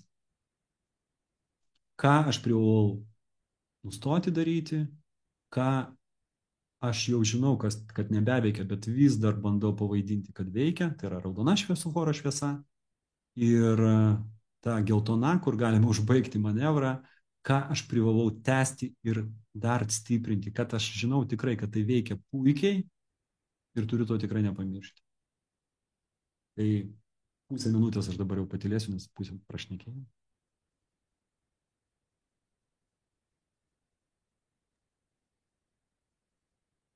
Ačiū, Miroslavai. Matau, visi rašo, konspektuoja, dirba, grįžkite vadovai rytoj į darbus. Taip, ir yra šiek tiek klausimų. Tai vat Vytauto buvo klausimas, gal galima plačiau apie tikslus. Čia tuo metu buvo užduota, kai apie lyderystę, man atrodo, buvo kalbama. Apie asmeninius lyderystės tikslus, Vytautai, taip? Jo, tai kalbant apie asmeninius lyderystės tikslus, yra 2 bėgiai, ar ne? Yra mano trumpalaikiai tikslai, tai yra ten, kur šiuo metu aš esu, kokie yra mano lyderystės tikslai, ko aš siekiu, kitaip tariant, ar ne? Tai natūraliai yra organizacijos tikslai, apie tai mes kalbėjome, ne? Tai yra mano komandos tikslai man primesti, ar ten primesti, suderinti, primesti čia blogai labai pasakiau, ar ne, ir taip toliau, bet kokie yra mano asmeniniai, ką aš savo keliu, kaip lyderystės tikslą trumpalaikiai perspektyvai. Pavyzdžiui, tai gali būti labai paprastas dalykas, sumažinti tą nepaisant. Ką reiškia sumažinti nepaisant? Mes esame neblogais vadovais, kartais ne tik tai dėl tų dalykų, kurių darom, bet ir nepaisant tų blogų dalykų. Kitaip tariant, aš visą laiką šaukiu per susirinkimą ir tai puikiai veikia. Man sako vienas vadovas, čia ne apie jūs, Vytautai. Aš sakau, ar tu esi tikras, kad būtent dėl to, kad tu šauki, jie viską daro, ar jie vis tiek viską daro, nepaisant to, kad tu šauki? Ne? Tai kas yra tas mano nepaisant, kurį aš savo lyderystėj šiemet stengiuosi daryti mažiau, ar ne, arba daryti kitaip. Pavyzdžiui, patylėti, nes tikriausiai mano kolegos jau kalbėjo apie vieną esminį brožą, arba kalbant apie coachingo kelionę, arba coachingo kompetencijos kelionę į organizaciją, tai yra ir puikia knyga, nežinau, gal ir padovanojo kas nors iš jų, tai yra Gaistanieraus knyga apie coachingo įprotį, kad svarbiausias dalykas realiai prijaukinant coachingo organizacijai vadovai, nuo ko pradėti, pats paprasčiausias, tai yra išmokti užsičiopti ir patylėti. Ne, kai aš užduodu klausimą, aha, tai nežinot atsakymo, tai aš jau tavo atsakymą toj pateiksiu. Ne? Kai patylėt, čia yra patylėti išoriai, patylėti viduj, kai manęs klausia kažko darbuotojas arba mano kolega kažkoks tai, ir jam dar nespėjus užduoti klausimą iki galo arba pasisakyti, aš jau galvoju apie atsakymą. Aš jau galvoju, arba sakau, ai, aš žinau, kad tu pasakysi. Ar ne? Tai yra tas patylėti viduj. Tai yra du dalykai. Galbūt šitas įprotis yra trumpalaikiai tikslai.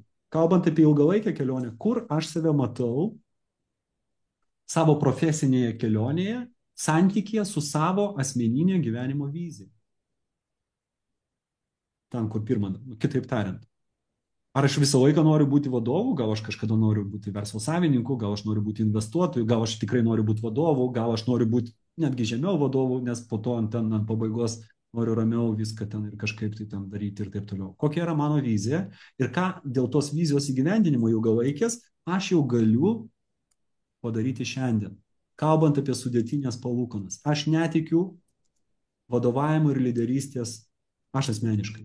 Čia vėlgi sakau, kad čia biškutėlį ne coachingo, dabar su coachingo kepurė aš esu revoliucijom. Aš labiau veikiau tikiu ir matau, kad kalbant apie tvarumą, apie kurį mes kalbėjom su Vitalija nuo pat pradžios, aš tikiu evoliuciją. Nes revoliucijos jos yra tikrai įmanomas, bet dažniausiai iš mūsų jos reikalauja labai didelių resursų. Ar ne? Tai reiškia, mes jeigu sutelkiam dėmesį, tą patį energiją, tą patį laiką kažkam dideliam tam, mes kažkam jo to neturim.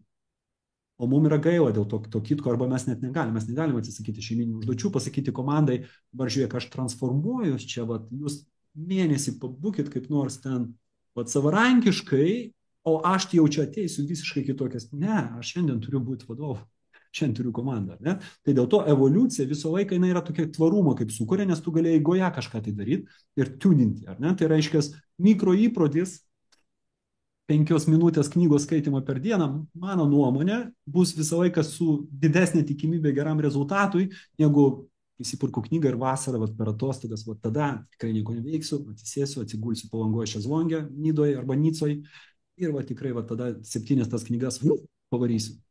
Ne?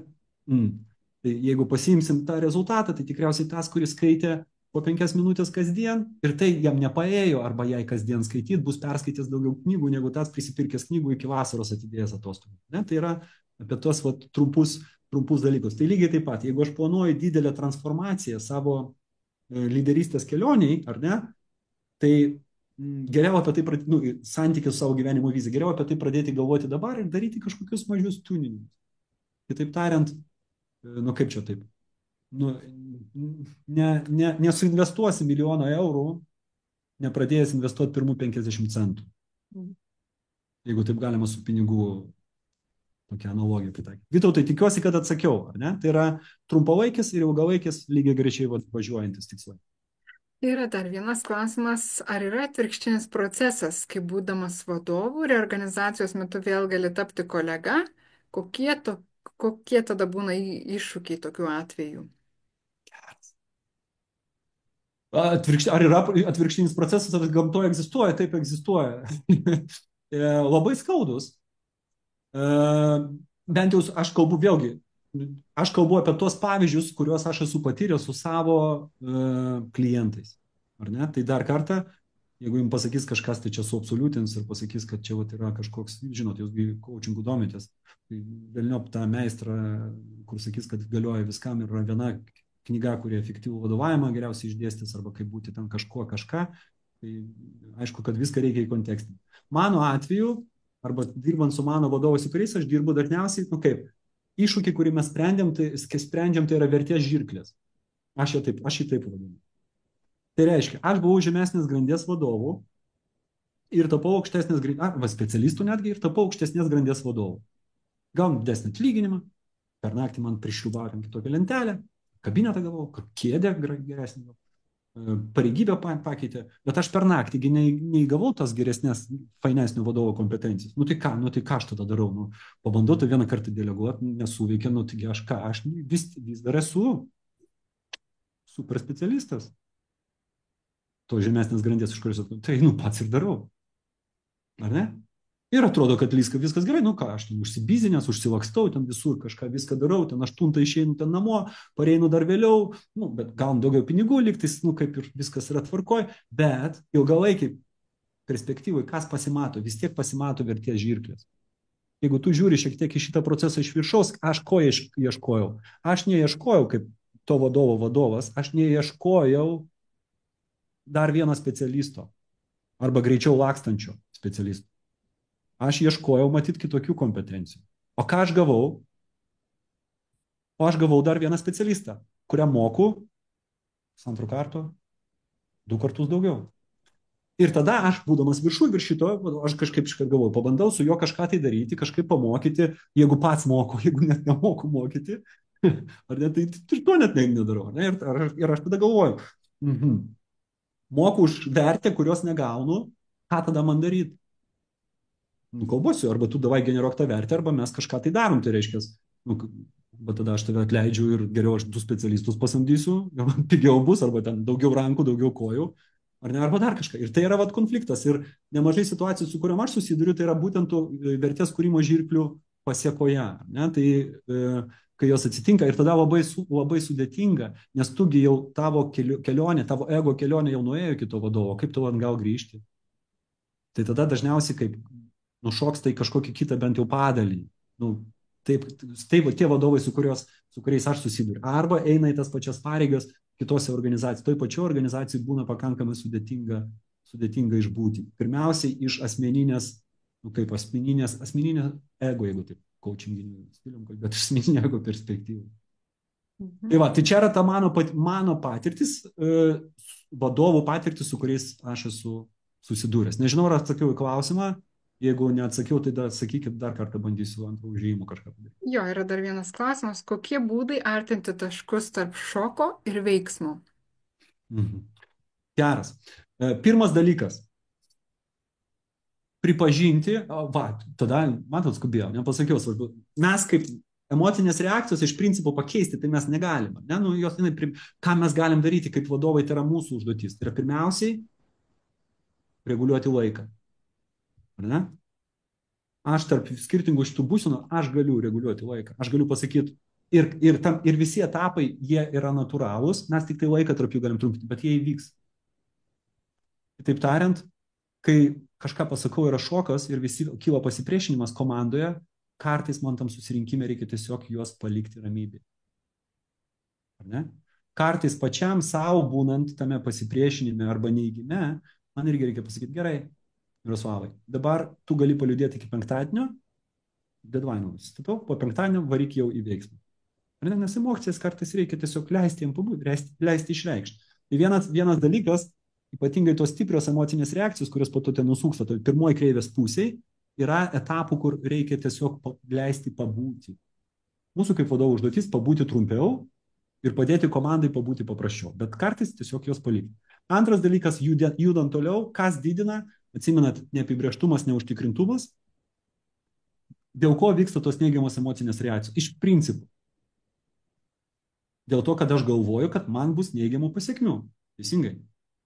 Atleis, nesugebėsiu prisitaikyti, reikės dirbti su Danutė mes nesutarėm kartu, aš pripratęs dirbti su Petru, reikės naują sistemą elektroninę, aš ten iš viso to kompo kažkaip nenoriu naudoti, to ne Excelio to nemoku, ar ne, arba ten dar kažką, po to tada viskas pučiasi burbos, priklausomai nuo asmeninių fantazijų, po to negausiu premijos, jau Turkijos bilietus nusipirkau, pasikolinęs pinigų, arba galvodamas, kad ten duty free pirksiu viską už tą premiją, kurios dabar negausiu, o gal pareigas atleisiu, o galbūt atleisiu, čia yra paskola, vaikų būreliai, Tai, kad to nebūtų, ko reikia? Didinti informatumą. Tai kitaip tariant, neapibrėžtumas, tam dideliam neapibrėžtume, kaip aš galiu mažinti savo neužtikrintumą. Žinodamas apie tai dar kartą, kad neapibrėžtumo, būsenos išorinės aplinkos, šiuolaikiniam pasaulyje nepakeisiu. Paimti mažą gabalą ir sužinoti apie tai daugiau. Koks mano pirmas žingsnis, ką aš jame žinau, ką aš galiu padaryti. Galvojant apie savo komandą, pasakyti, žiūrėkit, čia bus tokios paramos, tokia informacija, čia padarysim pilotinį projektą, čia jums 7 laiškai, čia jums 3 video instruktažai, čia aš su vadovu susitarsiu, kad būtų mentoriai priskirti, čia yra helpdeskas, čia yra taip toliau panašiai, didinti informacijos kiekį. Vienintelis būdas, jeigu norit kiekviename etape detaliai padaryti, įvedat į Google Kubler-Ross, kreivė kiekvienam etapui tam išdėlioju. Aš per tą laiką, kiek turiu, tik taip paaiškinu bendrą principą. Ačiū. Nu ką, klausimai baigės. Jeigu dar kažkam labai kyla klausimas, tai dar turit laiko parašyti. Nu, o Miroslavai, dar primink savo dovaną, Jo, tai, paketą tokį nuostabų ir jau pradėjo noriu. Tai jūs aha, rašykit noriu, kas nori, o Miroslavai dar primink. taip, tai dovana yra tokia, dar kartą, tai yra asmeninių tikslų pratybos. Jos ten yra mano puslapyje, net neatsimenu, kiek čia dabar jos ten. Nesvarbu, kiek jos kainuoja. Plus asmeninė mentorystės arba coachingo sesija susijusi su būtent su to pratybu. Asmeninius tikslų pratybos atsimenate aš dalyje, kur asmeninio gyvenimo vizija, tikslai visi 77 puslapiai realiai skirti tam, kad nuo asmeninės vizijos mes nueitume iki metinių tikslų. Savo metinių tikslų, pamatuojamų, kuriuos įgyvendinus aš aiškiai, ryškiai žinosiu, kad tikrai prisidedu prie savo prasmingo gyvenimo vizijos įgyvendinimo. Tai yra ta dovana. Mhm. Žiūriu, kažin galvoju, ištriks mūsų zoomas ar ne. O kodėl? Nu, bet kiek noriu, nematai, kiek čia, kokie Aš šimtai. nematau, Ai, turiu kažką. nematai Jo. komentarų. Nu, aš galvoju, ar čia viskas, kas čia buvo? Nesibaigė noriu žodis. Aha, tai ką dabar man daryti? Dabar aš vat, pradėsiu scrollinti, ar ne, su pelyte per tuos visus noriu. Tu, Miroslavai, įsijausk, išjausk ir jo išmedituok tą laimėtoją. Ir dabar aš jau pradedu scrollinti ir tu pasakyk stop, kai būsi pasiruošęs. Vienas, du, trys, stop. Įvyko Tai kažkas gero. tadam, laimėtojas, laimėtoja tiksliau, yra Jolanta Di. Jolanta D. Di. Labas, Jolanta, Jolanta D. Puiku. Jolanta. Labas, nu nerealu, žinokit. Labai džiaugiuosi. Tai Jolanta sveikiname, laimėjus šitą nuostabų paketą dovanų. Ir Jolanta kviečiu parašyti mums elektroniniu paštu info@coacheraKelias.lt, kad aš laimėjau Miroslavo dovaną ir mes vat, būtent užtikrinsim, kad dovana būtent jūs pasiektų ir jūs suvesim su Miroslavu ir galėsite bendrauti ir džiaugtis tom dovanom kartu. Labai labai ačiū. Iki. Iki, ačiū. Tai ką, ačiū visiems be galo už klausimus, už užsitraukimą. Ačiū Miroslavai tau už žinias. Vat parašykit dar, kokia jums topinė mintis, ką išsinešat, nes mūsų lektoriui gal bus naudinga, ar ne? Tai aš asmeniškai išsinešu, kad 80% problemų sukuria vadovas. Kalbant apie komandą, apie santykį arba darbą su komanda, kurios komandai sprendžiatus, taip. Nu, Tai, vėlgi, čia mano spekulacija, mhm. bet garantuoti, nemačiau jokio kažkokio tai tyrimo tokio, kad būtų padaryta, nors tyrimų nemažai skaitau apie susijus su lyderystė ir vadovavimu, bet va, taip tokia spekulacija aš turiu, kol kas jinai paeina, tai reiškia, jinai pasiteisina, bent jau padeda mums kaip vadovams, o mes visi čia esantys žmonės yra vadovai, galbūt ne visi lyderiai, bet visi vadovai, nes pirmiausia savo vadovauja. Nes jau lyderystė yra apie santykį su išorė. Ne? Koks aš esu lyderis, geriausiai žino apie ne tai, kai aš pats užsidaręs tamsiam kambariukė, ne coachingo specialistas Monkevičius ar Vitalija, o dažniausiai žino tie žmonės, su kuriais aš dirbu, nes lyderystė yra ne tik apie kryptį, kur eini, bet ir apie santykį. Tie, su kuriais aš tą santykį esu sukūręs, kasdien su juo dirbu, liūdant krypties link ir pasakys, ar aš geras, ar nelabai. Tai Miroslavai dar yra klausimas, ar paketą šį galima įsigyti. O aišku, kad taip. Mhm. Nebuvo pasiruošę šitam klausimui, bet Mhm. aišku, kad taip. Dabar aš net ir galvoju, Vitalij, žinai, aš dar pridėsiu tada papildomai kažkaip aš galima išsiųsti, dar reikia ir man kokį ten kodą dar nuolaidos kažkokį sugalvot, kad dar būtų kokia nors ten ypatinga nuolaida, vis tiek nebus taip kaip Jolantai, bet kažkokia nuolaida būtų, kad galima būtų ir padaryti. Gerai, tai mes prie tavo webinaro įrašo į komentarus įkelsim tą būtent nuorodos kodą. Ir dėkingumas, ačiū, rašo, labai patiko kalno metafora, super vertingas, labai įdomus žirklių požiūris, mažiau laksyti, daugiau mąstyti, sako, man irgi tas labai patiko. Ir Geras, man patiko šitą idėją. Taip pat klausia, kiek tavo paketas tas kainuoja, kurį vat, laimėjo šiandien. E, Kaip minimum 188, man atrodo, eurus, tai aš nežinau, nes turiu kolegės, nu, kaip, kurios padeda man ten tvarkytis visus tos reikalus, tai dabar sunku, bet kažkur 188, man atrodo, plus. Kad 188, tai garantuotai galiu pasakyti, kad kainuoja su ta sesija. Tai nežinau, čia blogai, čia papigiai, ar ne? Nusipiginau, reikia brangesnės dovanos, aš nežinau. Ok. Tai ką, ačiū labai Aš visiems. galiu tik vieną dalyką, galiu gal Prašau, pasakyti. prašau. Kalbant apie vadovavimą ir lyderystę, tai nu, vienas dalykas, kas yra su coachingo požiūriu yra susijęs. Viską visi mes jau turime. Nieko mums iš išorės netrūksta. Mes galbūt tik tai ne viską matome, ar ne, nes kalbam apie tos akydangčius kaip coachingo specialistą, ar ne, pamatyti tą taurę vandens, kuri čia pat stovi, aš tiesiog nepasakau galvos, nepratęs ten matyti, ne, mano toks regėjimo laukas yra. Tai viskas jau šiuo metu yra. Tam, kad kiekvienas iš mūsų čia esančių būtų nuostabių vadovų arba vadovė. Ir esminis dalykas tame yra ne kažką tai kopijuoti, o būti savimi. Tai to ir linkiu kiekvienam, biškai pagalvoti, kas. Ačiū visiems, ačiū dar kartą Miroslavui ir susitiksime rytoj kitame webinare. Iki Iki. viso.